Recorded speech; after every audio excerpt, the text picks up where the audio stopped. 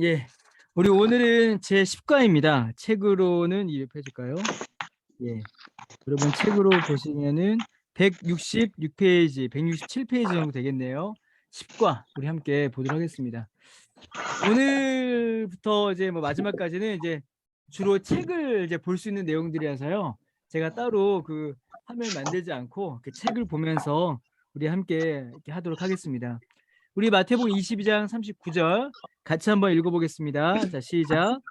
둘째도 둘째도 그와 그와 같으니 같으니 내 이웃을 내 내 이웃을 내 자신같이 자신같이 사랑하라 사랑하라 하셨으니. 하셨으니. 자, 여러분 첫 번째 계명이 뭐였죠? 첫 번째 계명이 예, 하나님을 사랑하라였죠. 예, 내 모든 것을 다하여서 인격과 정신과 힘을 다하여서 하나님을 사랑하는 것이었고요. 둘째도 그와 같다라고 하십니다. 그러니까 이 말이 중요하죠. 단순히 이제 첫째, 둘째가 어떤 우열의 이야기가 아니라 둘째도 그와 같다. 그러니까 하나님 사랑과 이웃 사랑이 성경 안에서 동등한 가치를 가진다라는 겁니다. 같은 정도의 무게를 가진다라는 거예요. 그럼 여러분 이 말은 더 중요한 이 안에는 담겨 있는데 하나님을 사랑하게 되면 이웃을 사랑하게 된다라는 거예요. 그렇죠? 아주 자연스러운 흐름이죠. 더 중요한 게 있죠. 더 중요한 게 있습니다. 뭐냐면 하나님 사랑은 이웃 사랑을 통하여서 증명된다라는 겁니다. 증명. 이게 아주 중요해요. 여러분 우리가 눈에 보이지 않는 하나님을 사랑해야 되잖아요. 하나님을 사랑하는 방법이 뭐가 있습니까? 여러분 우리가 하나님을 사랑할 때 말씀. 예, 말씀 읽고 기도하고 이런 신앙생활이 있죠. 신앙생활이 있고 또 뭐도 있냐면 예배 같은 여러 가지 활동들이 있어요. 자, 그런데 여러분 이게 참 이게 상처받으시면 안 됩니다. 여러분 상처받지 마세요. 성경에 보면 신약 성경에 보면 이런 신앙생활과 예배 생활을 가장 열심히 하는 사람들이 누굴까요? 신약 성경에 바리새인. 바리새인들이에요. 바리새인들. 그런데 예수님께서 뭐라고 하시냐면 이 바리새인들은 하나님을 사랑한다라고 합니까? 하나님을 사랑하지 않는다라고 합니까? 사랑한다. 하나님을 사랑하지 않는다라고 해요. 않는다고 않는다고 합니다. 그러니까 이게 무슨 말이냐면요. 우리의 신앙생활이 하나님을 사랑하는 그 사랑의 모습인 것은 분명한데 이것 자체가 우리가 정말로 하나님을 사랑한다라는 사실의 증명이나 증거가 될 수가 없다라는 거예요. 왜냐하면 하나님을 사랑하지 않아도 사람들의 이목이나 자기의 체면이나 혹은 다른 목적, 그러니까 그 이제 기복주의 같은 거죠. 다른 목적으로 이러한 신앙생활을 열심히 하는 경우가 생긴다라는 겁니다. 이게 참 이게 마음 아프다고 해야 되나요? 여러분 상처받으시면 안 됩니다. 제가 이런 내용 얘기할 때도 제가 좀 조심스러워요. 혹시라도 여러분 마음에 이렇게 낙심을 상처를 드리지 않을까 싶어서 제가 좀 조심스럽고 염려스럽지만 성경에 있는 내용이기 때문에 제가 그대로 말씀을 드리는 거예요.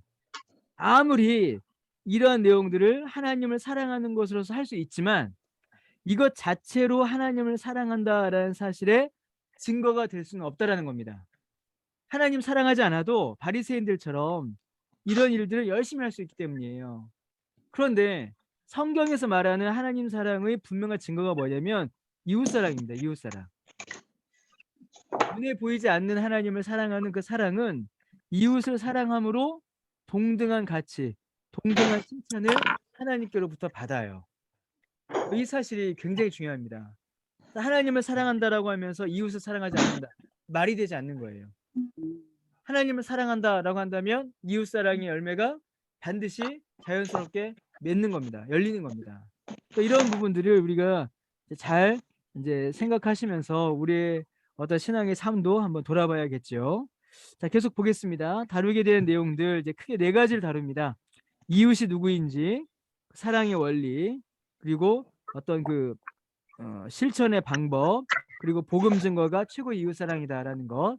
이렇게 네 가지를 우리가 함께 살펴보겠습니다. 자, 여러분 이제 이 부분 함께 이제 읽어보죠. 함께 읽어보겠습니다. 자, 시작. 자, 이웃이라는 단어에는 다정다감함과 따스함이 담겨 있습니다. 그래서 이웃을 가리켜 이웃 사촌이라고 표현하기도 합니다.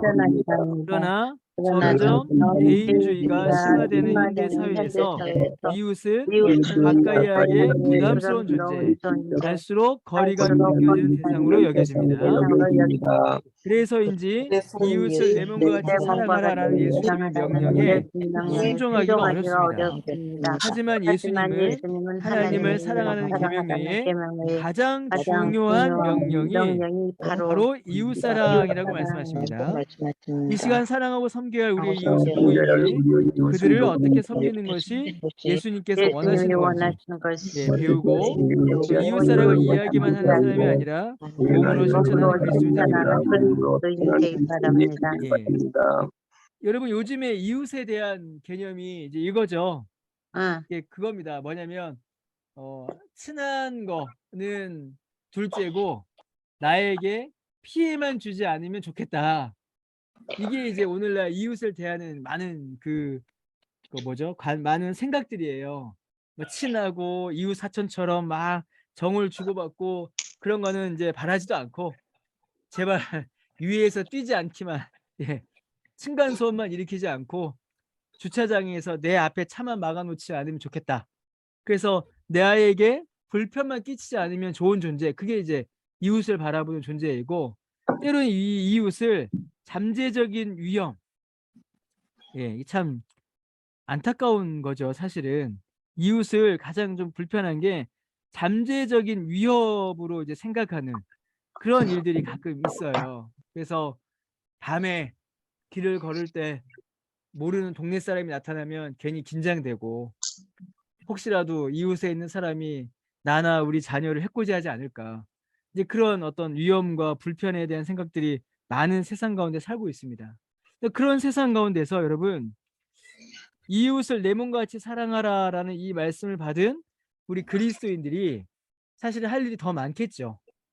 모두가 이웃을 사랑하지 않는 세상 가운데서 우리는 이 이웃을 사랑하는 것이 사실은 좀 필요합니다. 그리고 우리가 이것을 통하여서 진정 이것을 통하여서 우리가 이제 복음 증거를 할 수 있게 되죠. 이게 참 중요합니다. 여러분 굉장히 중요합니다. 계속 좀 보겠습니다. 자, 성경에서 말하는 이웃은 누군가 좀 보죠. 여러분 그 이웃 사랑 하면요. 저는 딱 오늘 성경을 준비하면서 한 분이 생각이 났습니다. 오늘 내용 전체를 아우르는데 저는 우리 원로 목사님 예, 김명혁 원로 목사님 생각이 났습니다. 예. 아마 이제 여러분 저는 같은 마음이실 거예요. 아마 이 이웃사랑이라는 이 성경의 가르침을 가장 실천적으로 실제적으로 살아내시는 분이 저는 우리 원로 목사님 아니신가 싶어요. 예. 그래서 오늘 나누는 내용들 제가 아까 미리 좀 보면서 원로 목사님 생각이 참 많이 났습니다. 아마 여러분들도 저랑 같은 마음이실 거예요. 자, 우리 큰 1번 한번 보겠습니다. 자, 성경에서 말하는 이웃은 어떤 존재인가? 자, 예수님께서는요, 내 이웃을 내 자신같이 사랑하라라고 하셨습니다. 자신같이. 예수님이 돌보셨던 이웃은 누구인가 한번 보죠. 자, 요한복음 8장 4절에서 9절에 보겠습니다. 우리 8장 4절 같이 한번 읽어보겠습니다. 자, 시작. 예수께서 말하되 선생이여 이 여자가 가늠하다가 현장에서 잡혀나이다. 모세는 율법에 이러한 여자를 돌로 치라 명하였습니다. 여기까지입니다. 예, 여기까지 읽겠습니다. 자, 이런 여자를 예, 거기까지만요. 예, 거기까지 읽겠습니다. 예, 예수님께서 이 여인을 이제 예수님의 이웃을 사랑하셨죠. 가늠하다가 현장에서 잡힌 여인입니다. 이 여인은 어떤 여인이에요? 이 여인은 어떤 존재냐면 옆에 제가 써놨죠. 죄인입니다. 죄인. 그것도 현장에서 사로잡힌 죄인이에요. 그래서 이 여인은 그 당시의 조건으로 보면요. 이건 뭐 율법을 말하기 이전에 가늠하다가 현장에서 잡혔다. 음. 우리나라 요즘에는 이제 그런 게 잘 안 보이죠. 뭐 옛날 드라마 같은 거 보면은 막 가늠의 현장에서 덮쳐서 잡고 막 그런 드라마들이 있었거든요. 죄인입니다. 어떤 죄인이냐면 그냥 죄인도 아니에요. 도덕적 지탄, 사회적으로 공동체적으로 도덕적 지탄을 받아야 하는, 비난을 받아야 하는 그런 죄인이에요. 아주 더러운 죄인. 그리고 심지어는 율법을 따르면 돌로 치라 명함을 받는, 그러니까 사형 선고를 받을 정도로 흉악범입니다. 흉악범. 이 간음이라는 말을 우리가 조금 이제 이게 몰리가 쉬운데, 이 간음이라는 말을 좀 더 확장하여서 이 전체 분위기를 보면 이 여인은 사형을 받을 만큼의 흉악범인 거예요. 흉악범. 아주 중대한 죄를 지은 흉악범입니다. 그런데 이런 여자를, 이런 죄인을 예수님께서 친구로 받으셨어요. 자, 두 번째, 누가복음 7장 13절 읽어보겠습니다. 자, 시작. 주께서 주께서 과부를 과부를 보시고 보시고 불쌍히 불쌍히 여기사 여기사 울지 울지 말라 말라 하시고. 하시고. 자, 여러분, 과부는 어떤 존재입니까? 과부는 죄인. 소외당하고 가난하고 또 아주 중요한 게 있죠. 슬픔에 빠져 있는 존재예요. 슬픔에 빠져 있는 존재. 그리고 이제 하나 더 있습니다. 그 고대 이스라엘 사회에서는 과부와 동급으로 취급되는 존재들이 있었어요. 고아. 누굴까요? 고아입니다. 그렇죠. 고아입니다. 고아. 그러면 고아와 과부는요, 어떤 존재냐면 소외되고 가난하고 슬프고 더하여 무시당하는 존재입니다. 아무도 이 존재들을 존중하지 않아요. 왜냐하면 그 당시 사회에서의 존중은 오직 남자만 받을 수 있었기 때문입니다. 그래서 남편이 있는 아내, 아버지가 있는 아이들은 어떤 보호를 받을 수 있었지만 그런 고아와 과부는 어떠한 보호도 받지 못하는 그런 존재였어요. 이게 존중받지 못하고 무시당하는 존재, 보호받지 못하는 존재, 그런 존재가 고아와 과부였습니다. 모두가 다 외면하고 무시했어요. 그런데 이런 존재들도 예수님께서는 이웃으로 받으셨습니다. 자, 누가복음 17장 11절부터 14절. 자, 예수님께서 예루살렘을 가실 때에 사마리아와 갈릴리 사이로 지나가시다가, 이게 약간 지금 이제 주의가 좀 필요한데, 이 사마리아와 갈릴리 사이를 지나가시다가 이 사람들을 보죠. 그럼 이 사람들은 사마리아 공동체에도 속하지 못하고 갈릴리, 이게 아주 번성하 있는데 그 갈릴리 공동체, 그러니까 여기는 뭐라고 말해야 되죠? 이스라엘 공동체고 여기는 사마리아 공동체인 거예요. 여러분, 그 이스라엘 사람들과 사마리아 사람들이 서로 상종하지 않았잖아요. 그 서로 이렇게 서로 상종하지 않는데 이 나병 환자들은 어디에도 끼지 못하는 겁니다. 양쪽으로부터 다 지금 외면받는 거예요. 자, 사마리아 갈릴리를 지나가다가 예수님께서 한 마을에 들어가시니 누굴 만나셨어요? 나병 환자 10명을 만나셨습니다. 나병 환자 10명. 예, 그러니까 이 마을도 소외된 마을인 거예요. 소외된 마을.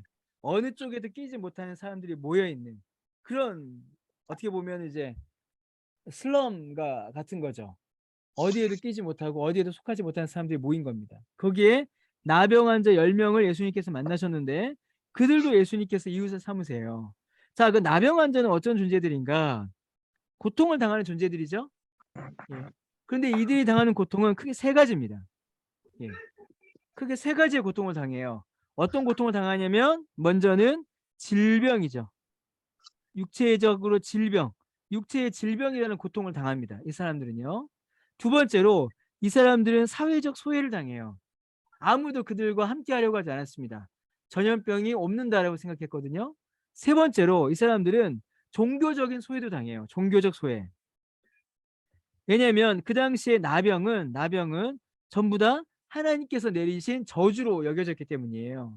그러니까 지금 여기에 있는 이 나병 환자들은 이 위에 있는 모든 고통과 모든 소외를 다 이제 포함하고 있는 겁니다. 육체적으로 질병, 사회적으로 무시당하고 소외당하고, 종교적으로 신앙적으로도 교회에서 신앙 공동체에서 받아들이지 않는 저주받은 더러운 존재로서 읽히던 존재들인 거예요. 그러니까 지금 여러분 여기 나오는 사람들은요 전부 다 차별과 분리와 또 혐오죠. 혐오. 싫어하는 그런 것들, 또 그런 것들 가운데 있는 사람들이에요. 여기는 존재 전부 다. 그러니까 뭐 혐오, 무시, 외면, 가난, 고통 모든 게 다 있는 겁니다. 그런데 예수님께서 이런 존재들을 이웃을 삼으셨다라는 말은요. 우리의 이웃은 모든 차별과 분리와 호호, 그러니까 좋아하고 싫어하는 호호와 이런 모든 구별의 개념들, 모든 구별과 차별의 개념들을 전부 무시하는 겁니다. 이게 아주 중요합니다, 여러분. 그 우리가 이웃을 향한 사랑을 하잖아요. 이게 우리 주님께서 이웃을 사랑하라 하셨죠. 이웃을 사랑하라고 하셨는데 이 이웃을 사랑해야 되는데 어떤 이웃을 사랑해야 하는가라고 질문하지 않으세요, 예수님께서. 그러니까 이 이웃을 결정하는 조건을 예수님께서 이렇게 선정하지 않으십니다. 어떠한 사람이 너희의 이웃이니까 그 이웃을 사랑해라 라고 하지 않으세요. 그 뭐냐면 예수님께서 이웃을 사랑하라 하실 때는 이웃이라는 존재 그 자체를 사랑해라 라고 말씀하세요. 우리가 눈을 들어서 이 주변을 둘러보는데 네 옆에 누가 있는 겁니다. 그 사람이 이웃인 거예요. 이거 굉장히 중요한 개념입니다. 예수님께서 이웃을 말씀하실 때에 어떤 자격이나 조건을 말씀하지 않으시고 그냥 옆에 있으면 이웃, 그냥 예수님께서 다니시다가 만나면 안녕. 이웃인 겁니다. 그러니까 그 내가 존재 자체가 이웃이 되는 거예요. 내 옆에 있는 사람이. 씻었어. 그런 사람을 사랑하는 것, 그게 성경에서 말하는 이웃사랑인 거죠. 그 여러분, 성경에서 말하는 이웃사랑은 어떻게 보면 먼지가 많아. 굉장히 뭐라고 말씀드려야죠? 굉장히 파격적이에요. 어떠한 장벽이 없습니다. 성경에서 말하는 이웃사랑은요. 다 초월하는 거예요. 모든 장벽과 모든 어떤 기준들을 다 참 초월하는 그런 개념입니다. 자, 2번 한번, 아이고, 제가 여기 써놨는데 벌써 말씀드렸네요. 땡겨서 말씀드렸습니다. 2번 읽어보겠습니다. 지금까지 당신은 자신의 이웃을 누구라고 생각하며 살아왔습니까? 성경이 말하는 이웃과 당신이 생각해온 이웃의 차이가 있다면 그것이 무엇인지 나누어 봅시다. 이 부분도 여러분 아주 중요한 개념입니다. 어떤 분들은요, 어떤 그 목사님은 가난한 사람만 우리의 이웃이고 부자는 우리의 원수다라고 말씀하시는 분이 계세요. 네, 실제로 이렇게 설교하는 분이 계세요. 그래서 어떤 목사님은 제가 별로 안 좋아하는 목사님인데 막 비난을 해요. 막 그래요. 그래서 막 가난한 사람들 막 이웃이다, 가난한 사람들 해야 된다, 막 그렇게 이야기를 하는데 사실 그것도 틀린 겁니다. 팀 켈러가 뭐라고 했냐면요, 미국의 팀 켈러 목사님이 뭐라고 했냐면 부자의 고통을 이해하지 못하는 가난한 자를 향한 사랑은 시위에 불과하다. 데몬스트레이션, 영어로 데몬스트레이션이라고 썼는데 우리가 말하는 그 데모죠, 데모. 예, 단순히 시위에 불과하다라고 이렇게 그 팀 켈러가 얘기했어요. 그러니까 부자든 가난한 자든 건강한 사람이든 아픈 사람이든 정결한 자든 부정한 자든 내 이웃에 있다면, 내 옆에 존재한다면 그것을 우리의 사랑으로 품고 함께 사랑하는 일이 이제 필요하다라는 겁니다. 그게 성경에서 말하는 이웃이에요. 그런데 우리가 생각하는 이웃은 어떻습니까, 여러분? 우리가 생각하는 이유는 굉장히 선별돼요. 어떤 조건을 항상 겁니다. 조건. 어느 정도, 어느 만큼. 그래서 이웃을 사랑해야 되는데 이웃을 사랑한다라고 해놓고 때로는 우리가 분열과 갈등을 일으킬 때가 사실 좀 있어요. 그래서 이거는 마음 아픈 일이 이제 벌어집니다. 이건 굉장히 좀 안 좋은 일이죠. 예. 최근 이제 뉴스에 올 초에, 여러분 혹시 그 보셨는지 모르겠는데 올 초에 강남에 있는 어떤 아파트 단지에서 놀이터를 문을 닫아버렸어요. 혹시 아세요? 놀이터 문을 잠궈버렸습니다. 동네에 거주하는 그 아파트 단지에 사는 아이들만 그 놀이터에서 놀 수 있도록 그 놀이터를 잠그는 일이 있었어요. 물론 이제 그 보안 그리고 이제 사고를 방지하기 위해서 그런 일을 할 수도 있죠. 물론 그거 가능하다 생각합니다. 저는 한편으로는. 그런데 과연 그것이 좋은 걸까? 그래서 아이들 놀고 있는 애들 불러놓고 너 어디 살아 물어봐서 여기 안 사는데요 하면 쫓아내는 그런 일이 실제로 있었어요. 제가 그걸 왜 기억을 하냐면 그 뉴스를 왜 기억하냐면 저희 딸이 다니는 학교에서 저희 딸 친구들이 그 일을 당했기 때문에 제가 그 좀 분명하게 좀 이렇게 기억을 하고 있습니다. 그 사건을. 과연 이제 그 일에 그리스도인들이 있었는지 없었는지 모르겠어요. 그러나 그리스도인들이 있다면 그리고 그리스도인들이 우리가 함께 살아가고 있다면 이러한 일들은 좀 정말 우리 그리스도인들이라면 이러한 일보다는 함께 품어주는 사랑의 모습들이 더 중요하지 않나 예, 그렇게 좀 생각을 좀 해봅니다. 예, 오늘 쭉쭉 가겠습니다. 오늘 그냥 쭉 읽는 거라서. 자, 3번 제가 읽겠습니다. 예수님께서는요 선한 사마리아인의 비유, 너무 중요한 거죠. 중요한 이웃사랑의 원리를 가르치셨습니다. 강도를 만나 길가에 쓰러져 있는 사람을 지나쳤던 사람은 누구였습니까? 그리고 그들은 각각 어떤 반응을 보였습니까? 자, 누가복음 10장 31절 35절 보겠습니다. 자, 첫 번째로 누가 지나가죠 여러분? 제사장. 제사장입니다. 그 당시 최고의 종교 지도자예요. 자, 제사장이 그 길로 내려가다가 그를 봤습니다. 강도받는 사람을 보고 어떻게 하죠? 피합니다. 지나갔습니다. 보고 피해요. 지나가 버려요. 보고 피하여 지나가고 또 이와 같이 그 다음에 누가 지나갑니까? 레위. 레위인이 지나갑니다. 레위인도 종교 지도자고 사회적 지도자들이죠. 이 두 사람은 그 당시에 종교 지도자일 뿐만 아니라 사회 지도층입니다. 굉장히 이제 그 사회를 지도하고 있는 리더십들이죠. 그런데 이 레위인도 지나가면서 어떻게 돼요? 그를 보고 어떻게 합니까? 불쌍히 피하여 지나가요. 피하여 지나갑니다. 자, 여러분 보세요. 레위인과 제사장은 보고 피하여 지나갑니다.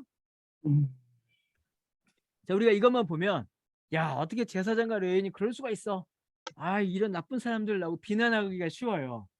자, 그런데 피하여 지나가되라는 표현이 중요합니다.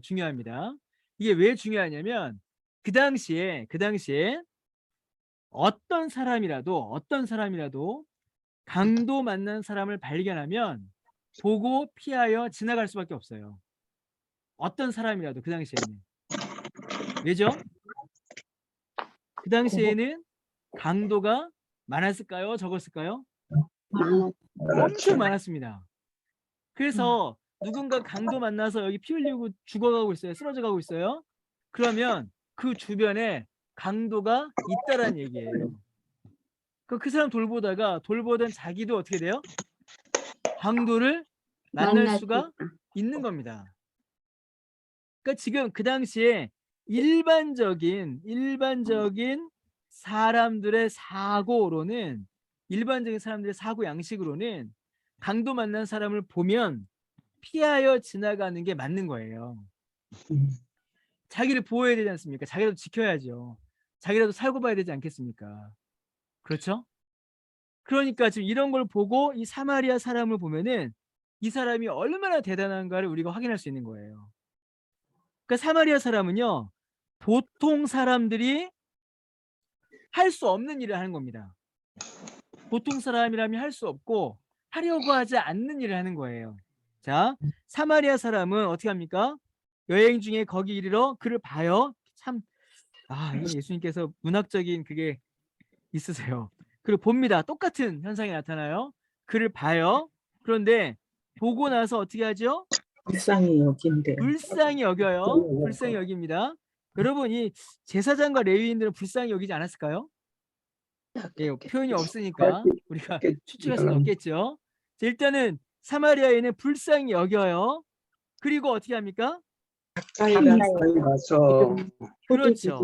이 피하여 지나가되 하고 반대되는 일을 해요. 술을 싸매 주고 예, 먼저 어떻게 합니까? 가까이 가서 가까이 갑니다. 가까이 다가가죠. 여기는 보고 지나갔는데 여기는 불쌍히 여기고 가까이 가요. 가까이 갑니다. 가까이 가서 뭐 하죠? 기름과 포도주를 그 상처에 붓고 싸매고. 여러분 기름과 포도주는 누구 거예요? 사마리아 네. 사람 자기 거잖아요. 먹었어요. 그렇죠? 그 기름과 포도주는 여러분 싼 걸까요? 비싼 걸까요? 싸죠. 싼 거. 아주 비싼 겁니다. 싸죠. 굉장히 중요한 거예요. 자기가 여행하는 데 있어서 굉장히 중요해요. 왜냐면은 자기가 다쳤을 때에 쓸 수 있는 구급약이기도 하고요. 또 때로는 이걸 팔아서 자기 여비로도 삼을 수 있기 때문입니다. 굉장히 중요한 거예요. 굉장히 중요한 자기 재산입니다. 자기를 보호할 수 있는 거예요. 그런데 그거를 어떻게 해요? 상처에 부어요. 발라주고 싸매고 붓고 그다음에 또 뭐 합니까? 싸매고 싸매고 싸매려면 어떻게 해야 돼요? 자기 옷을 찢어야 됩니다. 찢어서 그렇죠. 자기 옷을 찢던가 뭘 할 때 찢어야 돼요. 태워 싸매고 그다음에 또 뭐 합니까? 자기 짐승에 짐승에 태워서. 자, 여러분 보세요. 여기서부터 여기까지 전부 다 뭐냐면 여기서부터 여기까지 다 뭐냐면 자기 돌보고 희생입니다. 양보예요. 다 양보하는 겁니다. 양보와 자기 희생이에요. 나보다 남을 더 귀하게 여기고 나를 사랑하듯이 자기 자신을 사랑하듯이 이웃을 사랑하니까 나에게 있는 것을 이웃에게 주는 거예요. 여러분 이웃을 내 자신같이 사랑하라라는 말은요. 내 이웃을 정말 내 마음을 다해서 사랑하라로 그치는 게 아닙니다. 내게 있는 것을 정말 주라는 이야기예요. 정말 줄 수 있어야 된다는 얘기예요. 자, 그 다음에 주막으로 어떻게 해요? 데리고 가서 돌보아 줍니다. 돌보아 줘요. 이튿날 그가 주막 주인에게 뭘 줍니까? 비용을 데나리온 네, 둘 데나리온 둘 돈을 줘요. 심지어는 돈도 줍니다. 자기가 가지고 있는 여비, 자기가 가지고 있는 모든 거, 이 전체가 다 그렇죠. 전체가 다 자기 희생, 자기 양보죠. 주며 이르되 뭐라고 말하죠? 돌보았어요. 돌보아 주라. 뭐라고 합니까? 용서들 비용이 비용이 더들면 내가 내가 돌아오게 진짜 갚으리라. 그러니까 지금 전부 자기 희생. 그러니까 보통 사람은 할 수 없는 일반적인 사람들은 생각도 하지 않는 일을 하는 거예요. 생각도 하지 않고 하려고도 하지 않습니다. 그리고 강도의 위험이 있어요. 자기 목숨을 건 겁니다. 지금 이 사람은 자기 목숨을 걸고 하는 거예요. 자기 목숨을 걸고 자기 희생하고 자기 양보해서 이 사람을 도와주는 거예요. 여러분 이게 성경에서 말하는 이웃 사랑입니다. 자, 그런데 여러분, 자 여기까지 우리가 했어요. 4번까지 얘기했습니다. 자, 5번도 여러분 한번 생각해 보세요. 여러분은 어디에 가까우신지. 여러분 어디에 가까우십니까? 예, 제사장 레위인에 가까우세요? 아니면 사마리아인에 가까우세요? 사마리아. 예, 사마리아인에 가까우시다면 좋죠. 너무 좋죠. 예. 제사장과 레위인에 가깝다라고 하시면은 여러분 이걸로 인해서 마음이 상처받지 않으셔도 돼요. 보통 사람들의 일반적인 모습입니다. 보통 사람들의 일반적인 모습이고요. 사마리아인에 가까우면 좋겠는데 내가 아직은 사마리아인에 가깝지 않다 라고 해도 위로를 받으시면 돼요. 왜냐하면 예수님께서 이 말씀을 하실 때에 이 사마리아인은 사람을 지칭하는 게 사실 아닙니다. 여기서 말하는 이 사마리아인 누구냐면요. 6번이 중요합니다. 자, 6번 같이 한번 읽어보겠습니다. 자, 시작. 본문에 등장하는 선한 사마리아인은 누구를 비유한 것이라고 생각합니까? 선한 사마리아인의 비유에서 발견할 수 있는 이웃을 사랑해야 하는 이유와 이웃 사랑의 길은 무엇입니다. 자, 여러분 선한 사마리아인의 비유를 잘 이해하셔야 됩니다. 자, 등장인물 강도 맞는 사람이 있어요.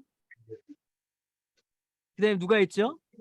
강도 레위인, 아이고, 그다음에 레위인과 제사장 제사장과 레위인이 있었어요. 자, 그다음에 누가 있죠?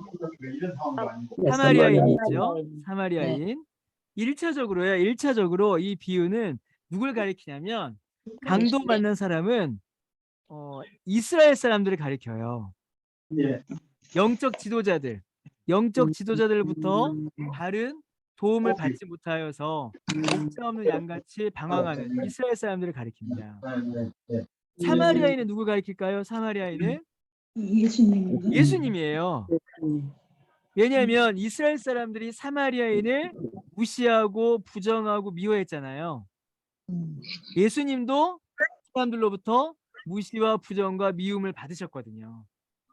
그리고 이 선한 사마리아인이 자기의 모든 것을 포기하고 사랑하셨듯이 예수님도 사랑하셨기 때문입니다.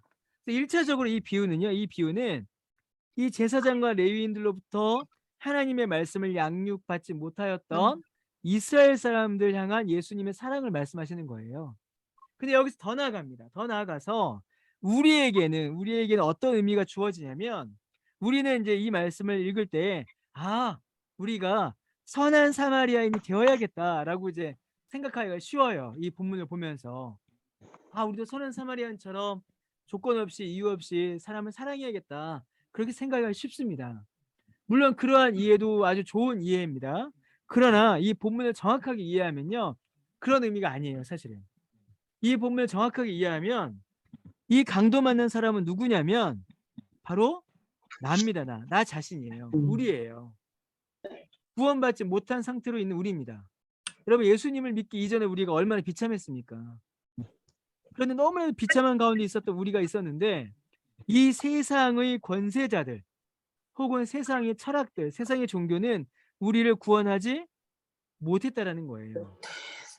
그러나 세상으로부터 무시당하고 미움당하시고 십자가에 달려 죽으셨던 예수님은 자기의 모든 것을 다하여서 우리를 구원하셨다는 겁니다. 그러니까 이 비유는요, 여러분 사실은 우리 착한 사마리아인 됩시다라는 게 아니라 강도 만난 자 같았던 우리를 구해주신 예수님의 은혜를 감사하고 묵상하는 그 비유인 거예요, 사실은. 자, 여러분 그러면 이 비유가 어떻게 우리에게 적용이 되는가? 이 과정이에요, 여러분. 우리가 이 비유를 보시면서 우리도 선한 사마리아인이 되자. 물론 그렇게 할 수 있습니다. 그러나 그것보다 우리가 이 비유를 통해서 이해해야 하는 것은요. 예수님을 닮아가자가 되어야 돼요. 자, 예수님을 우리가 믿어요. 그리고 예수님을 믿으면 그 예수님을 닮아갑니다. 근데 그 예수님이 어떤 예수님이냐면 사랑의 예수님이세요. 그래서 선한 사마리아인처럼 조건 없이 사랑을 베푸시는 분이십니다. 여러분 우리가 선한 사마리아인이 되자라고 하면요. 그런 의지와 결단은 우리 안에서 선행을 일으키는데 한계가 있습니다. 반드시 한계가 있어요. 그것이 온전한 열매를 맺기 어려워요. 그러나 우리가 예수님을 닮자라고 한다면 어떻게 될까요? 내 힘으로 하는 것이 아니라 성령께서 우리 가운데 역사하시기 때문에 우리가 할 수 없는 일을 할 수 있게 됩니다. 이거 굉장히 중요한 적용입니다. 여기서 선한 사마리아인처럼 되자라고 하면요. 사마리아 사람들이 이스라엘 사람들 원수처럼 대하잖아요. 그것처럼 아무리 우리가 선한 의지를 결단하여도 언젠가는 그 사랑이 벽에 부딪혀요. 그래서 내 조건, 내 기준, 어떤 내 생각이 그 사랑을 가로막습니다. 그런데 예수님을 믿고 예수님을 닮아가면 다시 말씀드리지만 성령의 역사로 이 사랑을 행하기 때문에 우리를 가로막는 모든 사랑의 장벽들을 우리가 뛰어넘을 수가 있어요. 그 역사를 성령께서 우리 가운데 행하시는 겁니다. 그래서 여러분 이거 굉장히 중요한 내용입니다. 우리는 예수님을 보고 배우고 믿음으로 닮아감으로 이 사랑을 행해야 합니다. 그러니까 우리의 사랑은요. 죄송합니다. 아이고. 죄송합니다.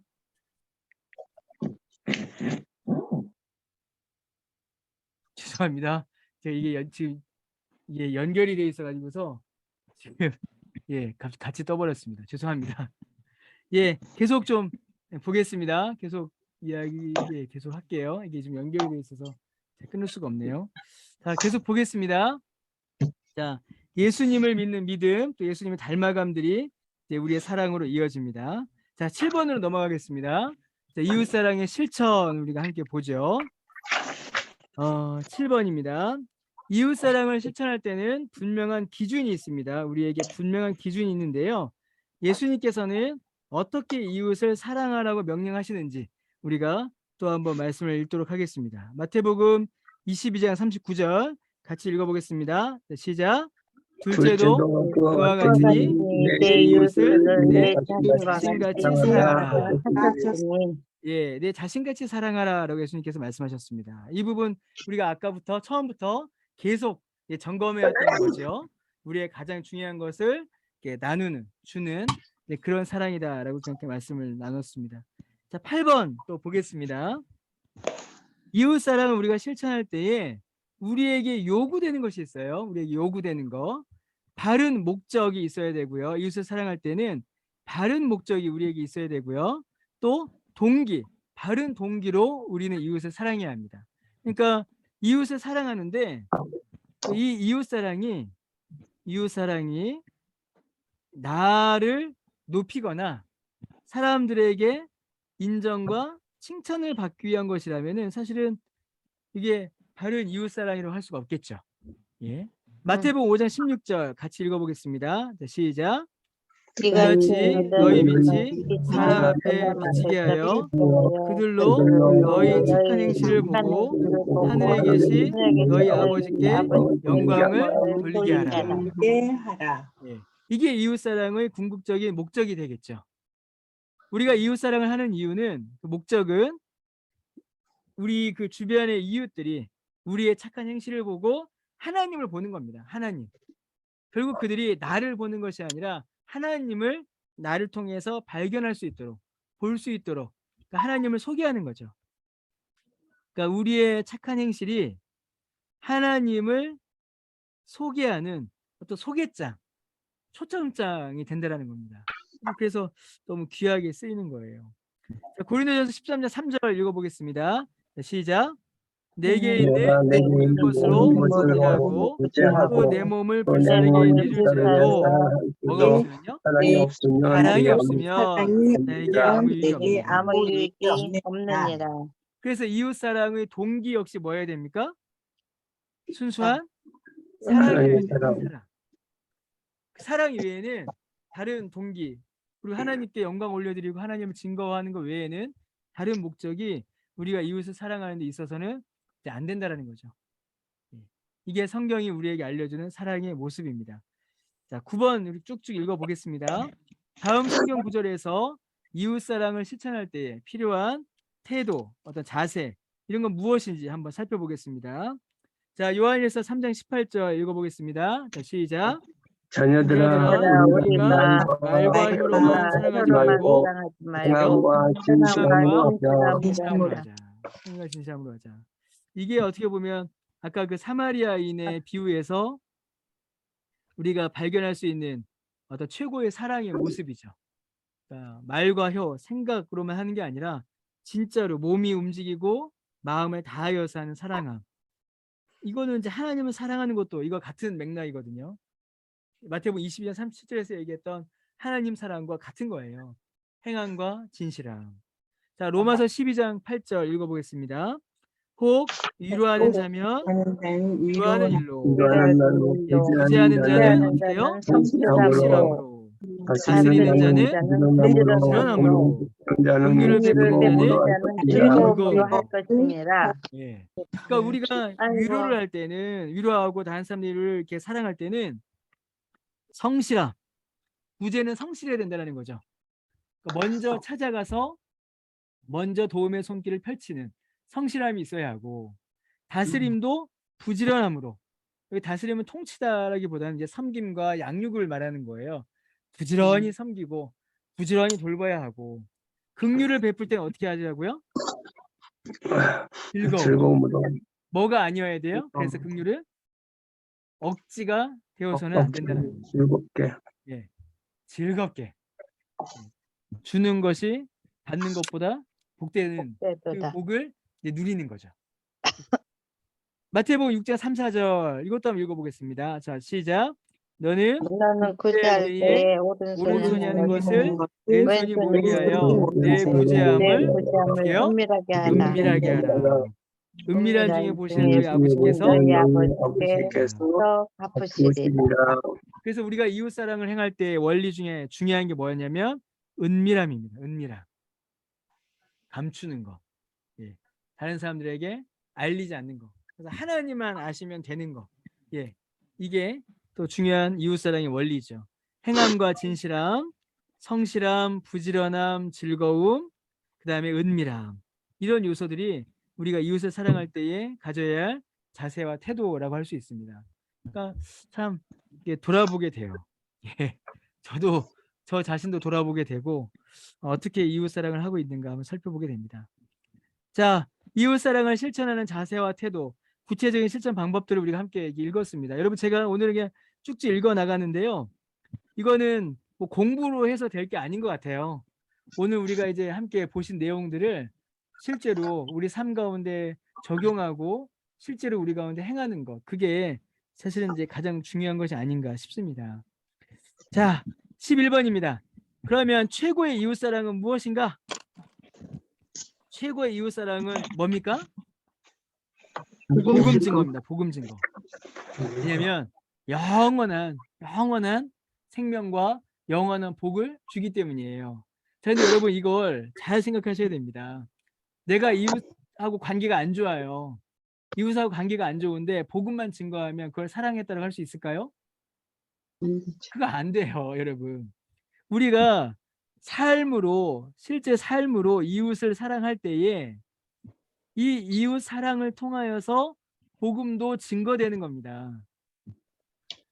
우리가 만약에 이웃사랑, 행함과 진실함으로 이웃을 섬기는 이웃사랑에 실패하게 되면요, 복음 증거도 사실은 실패하게 돼요.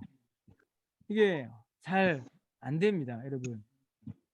제가 그 예전에 성경 공부 때 가끔 말씀드렸잖아요. 저희 할머니 이야기. 이거 기억하시나요? 기억하신 분도 계시죠? 예. 저희 어머니가 교회를 아주 늦게 오셨어요. 신앙생활 아주 늦게 시작하셨습니다. 저희 어머니가. 근데 저희 어머니가 왜 신앙생활을 늦게 시작하셨냐면 우리 할머니, 앞집 할머니, 윗집 할머니 때문이었어요. 우리 집 할머니, 앞집 할머니, 윗집 할머니. 저희 아파트 이렇게 살았는데, 왜냐하면 이 세 할머니가 다 세 분이 다 권사님이셨는데 맨날 싸우셨어요. 세 분이 1대1로 싸우시기도 하고 2대1로 싸우시기도 하고 막, 그래서 늘 막 좀 이렇게 덕스럽지 않은 모습을 너무 많이 보이셨습니다. 그래서 우리 할머니도 한번 하셨어요. 제가 볼 때는. 예. 그런 그 삶으로 보여주는 사랑의 모습에 실패하면 아무리 복음을 증거해도요, 여러분 복음이 전해지지 않습니다. 우리의 삶은 복음 증거의 도구이기 때문이죠. 자, 그래서 궁극적으로, 그리고 또 반대로 우리가 아무리 이웃에게 잘해도요, 복음을 증거하지 않으면 그것도 말짱 꽝입니다. 왜냐하면 정말로 이웃을 사랑하는 것은 복음 증거이기 때문이에요. 구원의 은혜이기 때문입니다. 자, 11번 우리 같이 읽어보겠습니다. 자, 시작. 베드로와 요한이 예루살렘 성전으로 들어갈 때 태어날 때부터 걷지 못했던 사람이 성전 미문 앞에서 구걸하고 있었습니다. 그가 베드로와 요한에게 구한 것과 베드로와 요한이 그에게 준 것은 무엇입니까? 여기서 알 수 있는 사실은 무엇입니까?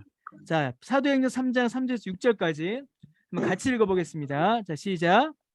그가 베드로와 요한이 성전에 들어가려함을 보고 구걸하거늘 베드로가 요한과 더불어 주목하여 이르되 우리를 보라 하니 그가 그들에게서 무엇을 얻을까 하여 바라보거늘 베드로가 이르되 은과 금은 내게 없거니와 내게 있는 이것을 너에게 주노니 나사렛 예수 그리스도의 이름으로 일어나 걸어라.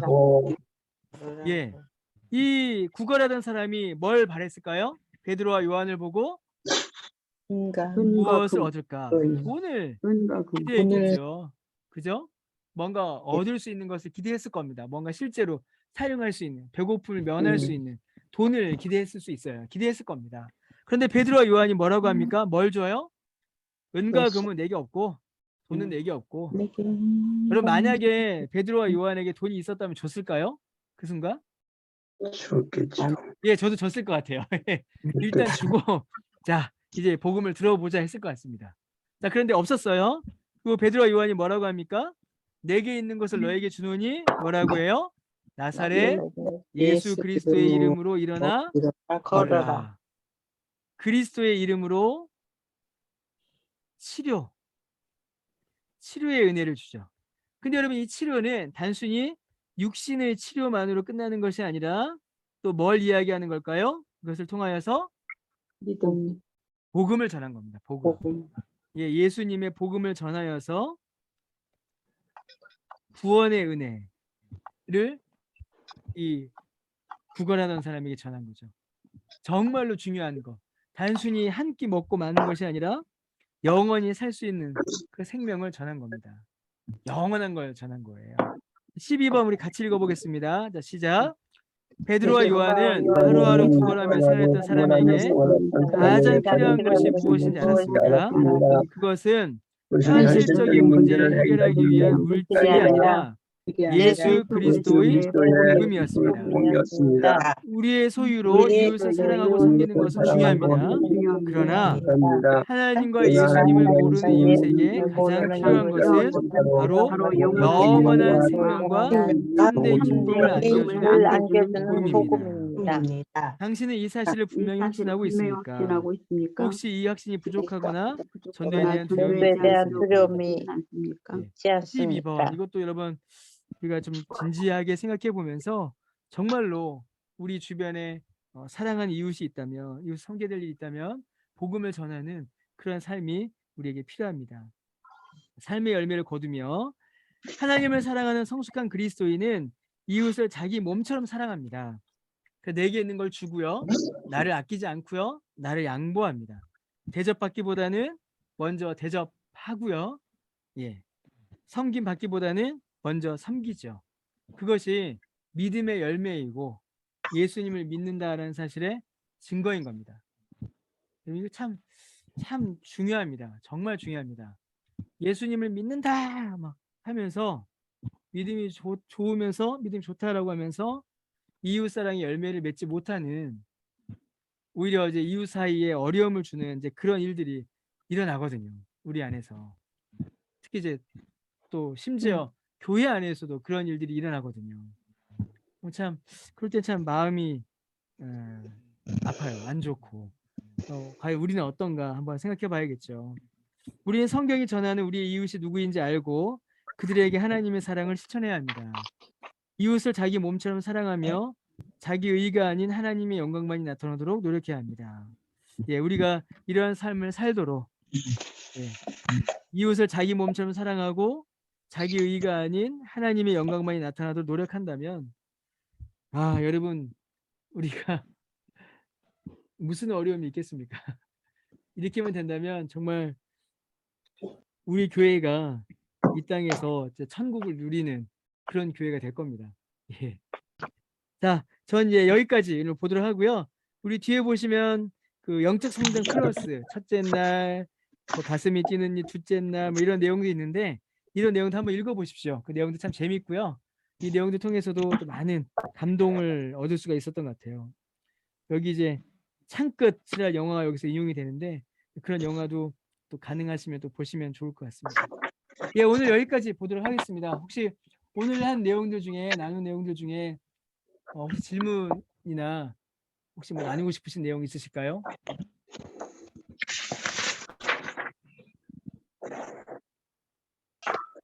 예, 없으시죠?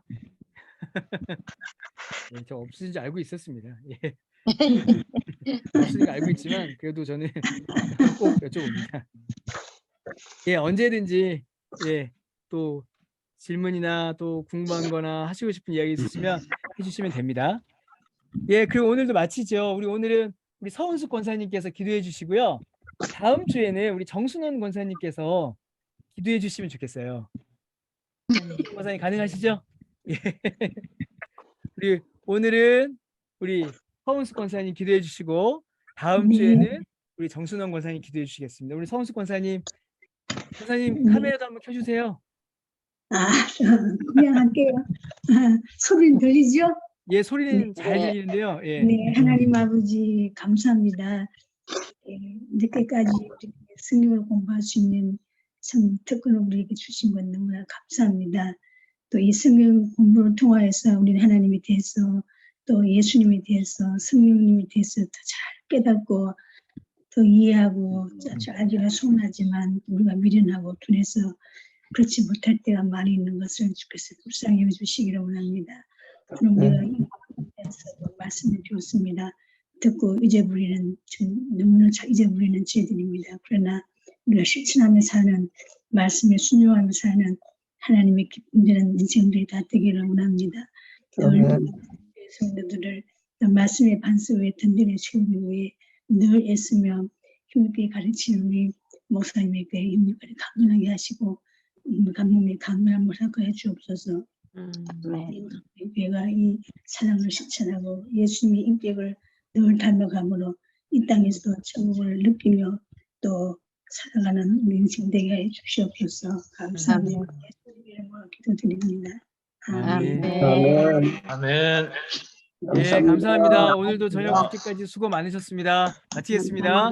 수고했습니다.